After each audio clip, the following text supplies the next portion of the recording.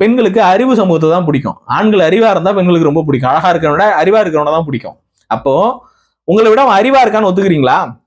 உண்மையை சொல்லப்போனாதான். அப்ப பெண்கள் மிக புத்திசாலிகள். இப்ப எல்லாம் பெண்கள் படிக்கிறாங்க, அவர்களுக்கு அறிவு வந்துருச்சு. அவர்களை போன்றவே சக அறிவானவர்களை தான் அவங்க விரும்புறாங்க. அப்போ உன் சமூகத்துல அறிவான ஆண்கள் இல்லைன்னு ஒத்துக்கிறியா? இதுதான் உண்மை. நீ எங்க சுத்தி எங்க வந்தாலும் இதுதான் உண்மை. பெண்களா மதிக்க தெரியல. உன் சமூகத்துல இருக்கணும் மதிக்க தெரியல. பெண்களுக்கு மரியாதை கொடுக்க தெரியல. பெண்களை போக பொருளா பாக்குறீங்க, பெண்களை வியாபார பொருளா பாக்குறீங்க, பெண்களை உங்களோட சொத்தா பாக்குறீங்க. அப்போ பெண்கள் அப்படி இருக்கிறவனுக்கு பிடிக்காது. பெண்களுக்கு யாரை பிடிக்கும்?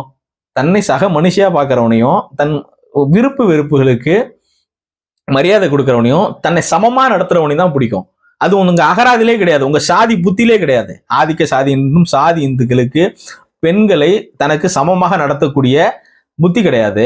ஏன்னா உங்கள் இந்து தர்மம் அதான் சொல்லுது. உங்கள் சாதிய கட்டமைப்பும் மத